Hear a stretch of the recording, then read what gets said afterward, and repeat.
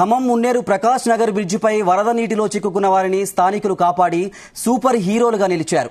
ప్రజాప్రతినిధుల సహకారం, అధికారుల ప్రోత్సాహం లేకున్నా నడుం బిగించి ప్రాణాలకు తెగించి మరీ ఆ 9 మందిని కాపాడారు. కనీసం బాధితులకు నీరు, ఆహార పదార్థాలు అధికారులు అందించకున్నా సొంత డబ్బులు ఖర్చు చేసి వారిని కాపాడుకున్నారు. ప్రాణాలకు తెగించి 9 మందిని కాపాడిన స్థానికులతో మా ప్రతినిధి యాకేష్ ఫేస్ టు ఫేస్.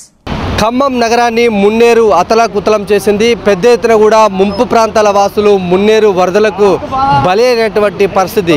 మనం ప్రకాష్ నగర్లో మొన్న వరదల తాకిడికి 9 మంది చిక్కుకుపోయారు.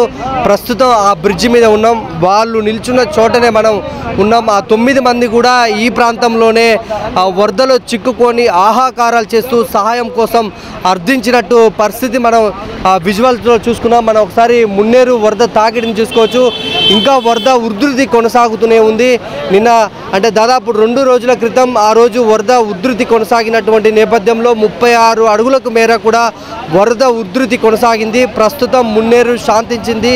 అనేక ప్రాంతాలు కూడా ముంపుకు గురైనటువంటి సందర్భం.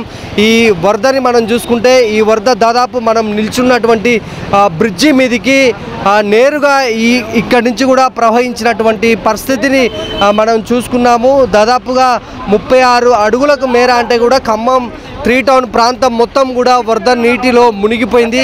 ఈ బ్రిడ్జి మీదనే 9 మంది చిక్కుకుపోయారు. వారంతా కూడా తమను కాపాడాలంటూ కూడా ఆహాకారాలు చేశారు. దాదాపు 18 గంటల పాటు కూడా ఇదే బ్రిడ్జి మీద ప్రాణాలు అరిచేతిలో పెట్టుకొని సహాయం కోసం ఎదురు చూసినటువంటి సందర్భం కనిపించింది. ఏం జరుగుతుందో అని కూడా ఉత్కంఠత కూడా కొనసాగినటువంటి నేపథ్యం ఉంది. అయితే ప్రభుత్వము పూర్తి స్థాయిలో దీనికి సహాయం కోసం ప్రయత్నం చేసినప్పటికీ కూడా అటు ఎన్డీఆర్ఎఫ్ బృందాలు వారిని కాపాడడానికి రాలేదు. మరోపక్క హెలికాప్టర్ల కోసం ప్రయత్నం చేసినప్పటికీ కూడా వాతావరణం సహకరించకపోవడం, తర్వాతకి పూర్తి స్థాయిలో దాని మీద ఫోకస్ చేయకపోయినటువంటి నేపథ్యంలో హెలికాప్టర్లు కూడా ఈ ప్రాంతానికి చేరుకోలేకపోయాయి. ఎందుకంటే ఇక్కడ ఈ ప్రాంతం అంతా కూడా హైటెన్షన్ వైర్లు ఉండే, ఇప్పుడు ప్రస్తుతానికి అవంతా కూడా వరద తాకిడికి కూలిపోయినటువంటి నేపథ్యం ఉండే. ఈ ప్రాంతానికి రావాలంటే కూడా ఎవరు సాహసించని పరిస్థితి ఉంది. అయితే ఎన్డీఆర్ఎఫ్ బృందాలు ఇక్కడ ఉన్నటువంటి 9 మందిని కాపాడాలనేటువంటి ప్రయత్నం చేసినప్పటికీ కూడా ఫలించలేదు. చివరి నిమిషంలో ఇక్కడ ఉన్నటువంటి స్థానికులే సూపర్ హీరోలుగా అంతా ముందుకొచ్చారు. ఆ 9 మందిని కాపాడడం కోసం చాలా శ్రమించారు. జేసీబీల సహాయంతో అర్ధరాత్రి 1-2 గంటల ప్రాంతంలో ఇక్కడకు చేరుకొని ఎలాంటి సహకారాలు లేకుండా వారిని కాపాడారు. పూర్తి స్థాయిలో 9 మంది ప్రాణాలను కాపాడడానికి ఇక్కడ ఉన్నటువంటి ఈ వ్యక్తులు చాలా కీలకంగా వ్యవహరించారు.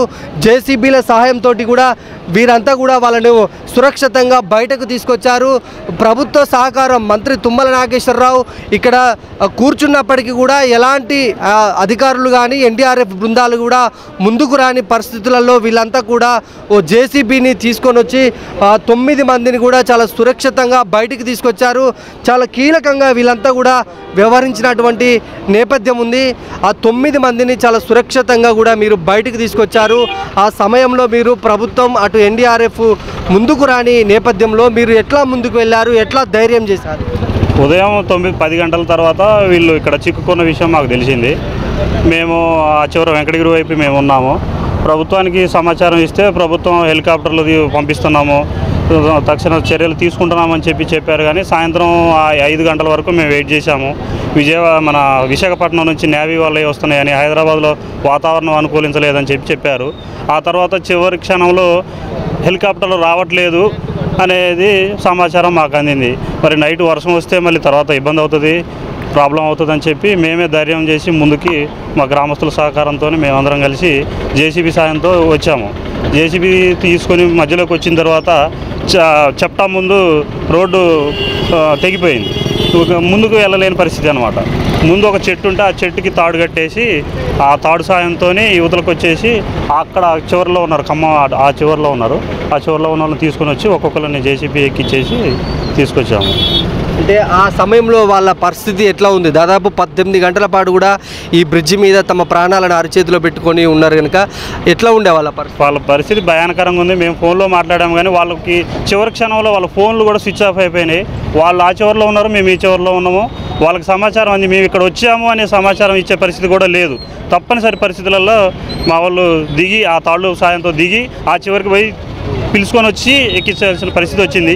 ఈ మధ్యలో ఏం జరిగిందో కూడా భయంకరంగా ఉన్నది. ఈ సౌండ్ వాటర్ సౌండ్ వాస్తవానికి భయంకరంగా ఉన్నది.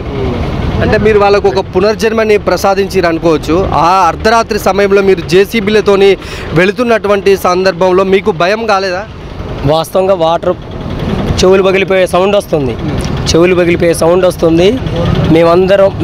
మేమందరం మా ఊరు పెద్దలు వీళ్ళు జేసీబీ సాయంతో వాళ్ళు జేసీబీలో ఉండి పగ్గాలన్నీ వేసి తాళ్ళు ఆ చెట్టుకు కట్టేసి మేము ఈ అన్నయ్య నేను ఇంకొక అతను ముగ్గురం కలిసి వాళ్ళని ఆ చివరి వాళ్ళని తీసుకొచ్చినాం. ఆ చివరి వాళ్ళని ఇదే రోడ్డు మీద ఇట్లా తీసుకెళ్ళి 1 by 1 తాళ్ళ సాయంతో జేసీబీ ఎక్కించినాం. జేసీబీ ఎక్కించిన తర్వాత ఇక ఆటోమేటిక్గా అందరం కలిసి మళ్ళీ వెళ్ళిపోయినాం. ఇక అది జరిగిన విషయం. వాళ్ళంతా కూడా అసలు బ్రిడ్జి మీదకి రావడానికి కారణం ఏంటి? ఎందుకు ఇక్కడే ఉండిపోయారు? షాప్ ఇక్కడనే ఉందిగా బాబాయ్ వాళ్ళది. షాప్ ఏడు ఉంటే వాళ్ళు వాటర్ ఎక్కువ వస్తున్నాయి చుట్టూ గమ్ముతున్నాయని బ్రిడ్జి మీద ఉంటే కొద్దిగా వాటర్ తగ్గినాక లేదా దేనివల్ల ఒకవేళ బయటికి వెళ్దాం అన్నట్టుగా వచ్చారు. అది ఇంకా బ్రిడ్జి మీదకి కూడా ఎక్కువైంది వాటర్. బ్రిడ్జి మీదకి ఎక్కువ కాగానే ఏమైంది, ఫ్లైట్ వస్తుంది తీసుకెళ్తారు, ఫ్లైట్ వద్ద పావు గంట అర్ధ గంట అని నైట్ 11:30 కూడా అట్నే కాలం గడిపారు. ఇక ఎవరు వచ్చే పరిస్థితులు లేరు. ఇక మన వాళ్ళు పెద్దోళ్ళు మేము అంతా కలిసి వచ్చి మన వాళ్ళు మనం కాపాడాలి, ఎవరు తీసుకొచ్చే పరిస్థితి లేదు ఇప్పుడు అని జేసీబీ ద్వారా అక్కడికి రాగానే వాటర్ ఎక్కువై జేసీబీ కూడా వచ్చే పరిస్థితి లేదు. ఇక కొంచెం దూరం రాగానే పాపం అది ఆడ నుంచి రాలేకపోతే ఇక తాడి కట్టి ఇక పెద్దవాళ్ళందరూ తాడి కట్టి ఇక మేము రావడం జరిగింది, తీసుకెళ్ళడం బయటికి. అప్పటిదాకా కూడా వాళ్ళ చేతులు అరిచేతుల్లో ఉన్నాయి వాళ్ళ ప్రాణాలు. అది జరిగిన సిచ్యువేషన్. పాపం వేల మంది కూడా లక్షల మంది కూడా టీవీలో వాళ్ళని చూస్తున్నటువంటి పరిస్థితి ఉన్నది. మీరు వాళ్ళని రక్షించారు. నిజంగా మీకు హ్యాట్సప్ చెప్పొచ్చు. అందరూ ఎవరైనా అధికారులైనా ప్రభుత్వం కూడా మీకు చెప్పాల్సినటువంటి అవసరం ఉంది. ఆ విధంగా మిమ్మల్ని ఏమన్నా ప్రభుత్వం గుర్తించి మిమ్మల్ని ఏమైనా చేసిందా? మాకు ఏమి చేయలేదు. వాళ్ళు చేస్తారని మా ఆశ కాదు. వాళ్ళు ఎవరో కాదు, మేము వాళ్ళు అంతా యాదవులు, మా ఊళ్ళో పిల్లగాళ్ళ వాళ్ళు, మా ఊళ్ళో వాళ్ళు. వాళ్ళని మేము కాపాడుకోవాలన్న తాపాత్రమే మేము పొద్దున్న నుంచి సాయంత్రం దాకా మేము తాపాత్రపడ్డాము. నెక్స్ట్ ఏంటంటే తుమ్మల నాగరావు వచ్చిండు, సార్ పలాని కాడ పైన ఉన్నారండి 9 మంది చిక్కిపోయారంటే ఎవరిది పెట్టడానికి పోయారని మాట్లాడిండు తుమ్మల నాగరావు. పొంగిలేటి సీన్ వచ్చిండు, జనాన్ని చూసిండు, దండం పెట్టిండు, వెళ్ళిపోయిండు. ఏ ఒక్క మాట కూడా మాట్లాడలేదు తీపిద్దామని. వస్తుంది అది వస్తుంది, ఏది హెలికాప్టర్ వస్తుంది, తీపిస్తాం చేస్తాం అనే మాట బోకసే తప్ప ఒక్కళ్ళు కూడా ఏం చేయలేదు. మేము 6 దాకా ఉన్నాం. మా గ్రామంలో మొత్తం మా పిల్లగాళ్ళందరూ కూడా ఒకరికొకరు ఫోన్లు చేసుకొని కూడా వెంకటగిరి గ్రామం అది మా వాళ్ళు 9 మంది మనోళ్ళు మన ప్రాణాలు పోతున్నాయని మేము తాళ్ళు జేసీబీ అందరిని అనుకొని తీసుకొని వచ్చి సాగుకు తెగించి కూడా జేసీబీ క్యాబిన్లో నిలిపోయినాయి. అయినా సరే పోనీ అని డ్రైవర్ని తుమ్మల ఇక్కడే కుర్చీ వేసుకొని ఇన్నే కూర్చున్నది లేదు. అంత అబద్ధం, బోకస్ అది. మేముగా తాళ్ళు 4 మోకులు పెద్ద పెద్ద తాళ్ళు కొన్నాం. డూమ్ ద్వారాగా 2 లక్షలు ఖర్చు అయినాయి. వాళ్ళకి ఆహారం పంపించినాం, తాడు పంపించినాం, వాళ్ళకి సలికోట్లు డ్రైన్ కోట్లు పంపించినాం, బిస్కోట్లు పంపించినాం. మా వాళ్ళే మీ సొంత ఖర్చులతో చేసుకున్నారు ఇవన్నీ. 2 లక్షలు డూమ్ ఖర్చు వాడిపోయి 2 లక్షలు డిమాండ్ చేసిండు ఆ సొంత ఖర్చులతోటి. జేసీబీ ఓనరేనా ఆగండి, 1000 మంది ఉన్నాం. 1000 మంది కూడా అన్నా నువ్వు పంపి నీ బండి పోతే మేము హామీ అని కూడా మేము మా ఊరు పెద్దలు అందరం సపోర్ట్ చేస్తే ఆపరేటర్ని ఇచ్చిండు, బండి ఇచ్చిండు. అలా నేను ఎక్కినా, నా వెంబడి మా పిల్లగాళ్ళని ఎక్కించుకున్నా. అర్ధరాత్రి బ్రిడ్జి అదురుతుంది, అయినా సరే నేను నెట్టుకొని వచ్చారు. ధైర్యం పోతే పోయింది. వాళ్ళ సావు ఒకటి మా సావు ఒకటి అనుకొని తెగించేసినాం. ఎవరు చేస్తారండి? ఏడు హెలికాప్టర్ దిగదా? ఇంత రోడ్డు గ్యాప్ మీద హెలికాప్టర్ దిగదా? ఎవరు చెప్పారు దిగదని? Okay, thank you. 9 మందిని కాపాడడానికి జేసీబీ సాయంతో రెస్క్యూ చేశారు. ఆ జేసీబీ ఇచ్చింది ఈ వ్యక్తి. సార్, ఈ బ్రిడ్జి మీద 9 మంది మనుషులు ఉన్నారనేది మాకు ఇన్ఫర్మేషన్. 10 కాడ నుంచి 8 వరకు చూసాం కాపాడతారని. అక్కడ ఎవరు కూడా అవకాశం లేదు సార్. చూసినాం ఆ టెన్షన్ పొద్దున్న దాకా నిలబడి ఎదురు చూసి బాగా టెన్షన్ ఎక్కువైంది. పోతే 35 లక్షల బండి పోయినా బాధ లేదు. వాళ్ళు 9 మంది తీసుకెళ్ళటం ముఖ్యం. పోతే బండి పోయిద్ది, లేకపోతే 9 మందితో వస్తుందని డ్రైవర్ కూడా నాకు సహకరించిండు.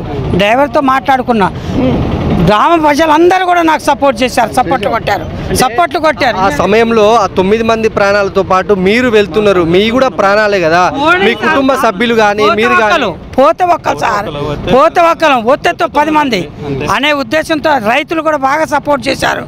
వాళ్ళు కూడా నలుగురు రైతులు బండి ఎక్కారు. ప్రమాదం అని తెలిసి 2 సార్లు బండి వచ్చి మళ్ళీ వెనక్కి తిరిగి వచ్చింది. పోవటానికి ఇది మొత్తం బ్రేక్ అయింది రోడ్డు, వెనక్కి తిరిగి మళ్ళీ 3వసారి పంపించి వాళ్ళ సాయంతో తీసుకొని ప్రజలు అందరూ బండి తిరిగి వచ్చే అంతవరకు 1000-1500 మంది రోడ్డు మీద నిలబడి వాళ్ళని కాపాడిన దాకా మేము క్షణక్షణం వాళ్ళు వచ్చి మీద పడి ఏడ్చారు సార్, మా మీద పడి వాళ్ళు ప్రాణాలు వచ్చారు. జేసీబీ ఎక్కిన తర్వాత వాళ్ళ ప్రాణం వచ్చింది. అప్పటిదాకా వాళ్ళు మేము బతుకుతామని గ్యారంటీ లేదు. ఇది వాస్తవం సార్, నిజం, ప్రతి వాళ్ళకి తెలిసింది, అబద్ధం కాదు. మేము వేరే మెప్పు కోసం చెప్పే మాటలు కావు. వాళ్ళ అరిచేతిలో సార్ ఈ బ్రిడ్జికి నీళ్లు తలిగి 20-30 అడుగులు పైకి లేస్తున్నాయి సార్ నీళ్లు. ఈ వీడియోలు తీశారు, అందరికీ తెలుసు, మా దగ్గర కూడా ఉన్నాయి. బ్రిడ్జి కదిలిపోయింది సార్, అడుగు కదిలిపోయింది బ్రిడ్జి. రేపొద్దున వెహికల్స్ కూడా వచ్చే పరిస్థితి లేదు.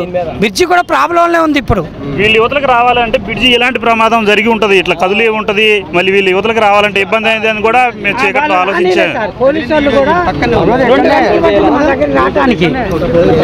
సార్ నా ప్రకాష్ నగరం ఇరకల కాలనీ, నా పేరు నరసిరావు, ముగ్గు అమ్ముకుంటాను.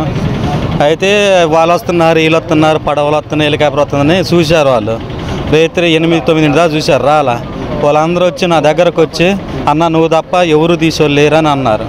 అన్నాక నేను పోయినా చూసి తప్పేసుకొని పోయి 9 మంది నేను అడిగి పోతే ఊపింద్రండు కదా, వాళ్ళు దూకితే నీ పరిస్థితి ఏందని అన్నారు. వాళ్ళు తీసుకొస్తావు తెప్పమేనా, వాళ్ళు భయపడి దూకుతారు, దూకితే వాళ్ళని నీ బాధ్యత అన్నాక సరే ఆలోచించిన 10 నిమిషాలు. వాళ్ళని అడిగిన అన్న నేను తెప్ప మీద తీసుకొస్తా, దూకిరనుకో వాళ్ళతో నేను పోతా, తీసుకొస్తేనే నేను వాళ్ళ 9 మంది నేను తీసుకొస్తా అన్న. ఎట్లా కాపాడావు నువ్వు?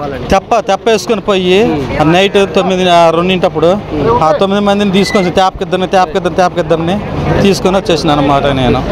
ఇది చాలా ఈ వీళ్ళంతా కూడా ఆ 9 మందిని రక్షించడంలో చాలా కీలక పాత్ర పోషించారు.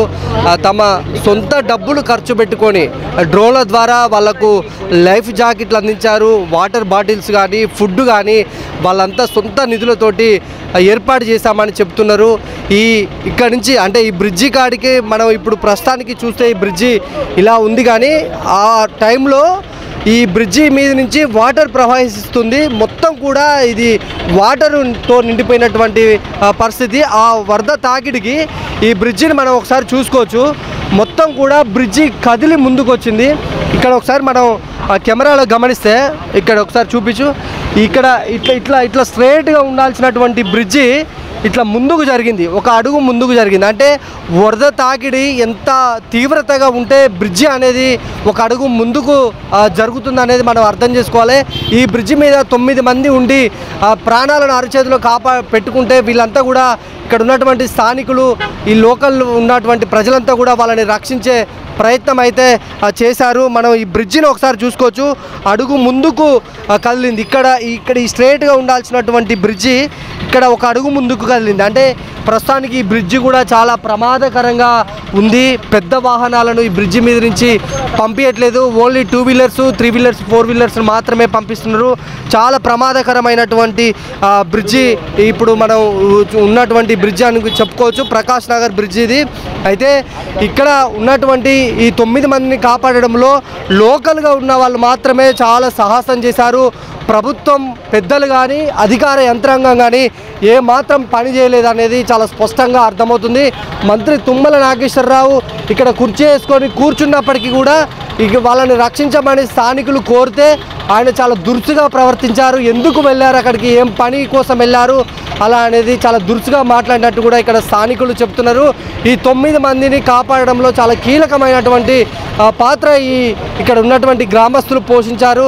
ఆ జేసీబీని కూడా దాదాపు 35 లక్షల రూపాయల విలువ చేసే జేసీబీని కూడా ఒక వ్యక్తి తన సొంతంగా ప్రాణాల కంటే ఎక్కువ కాదు తన ఆస్తి అని కూడా జేసీబీని పంపించి వారందరినీ కూడా బయటికి రావడానికి చాలా తోడ్పాటు అందించారు. నిజంగా వాళ్ళందరికీ కూడా మన జీ న్యూస్ తరఫున హ్యాట్స్ ఆఫ్. ఎందుకంటే వాళ్ళు లేకుంటే ఆ 9 మంది ఇవాళ లేకపోవు. మనం కూడా ఆ రోజు ఉదయం నుంచి కూడా గంటకు లైవ్ రిపోర్ట్ ఇచ్చాము. వాళ్ళ వచ్చినటువంటి విజువల్స్ నేపథ్యంలో కూడా వాళ్ళని చూపిస్తూ గంటకు మనం రిపోర్ట్ చేశాము. ప్రభుత్వంలో ఎలాంటి చలనం లేదు. స్థానికులు మాత్రము చివరి దశలో ప్రయత్నం చేసి సక్సెస్ అయ్యారు. వాళ్ళందరికీ కూడా నిజంగా ప్రజలంతా కూడా అభినందిస్తున్నారు, అప్రిషియేట్ చేస్తున్నటువంటి పరిస్థితి ఉంది.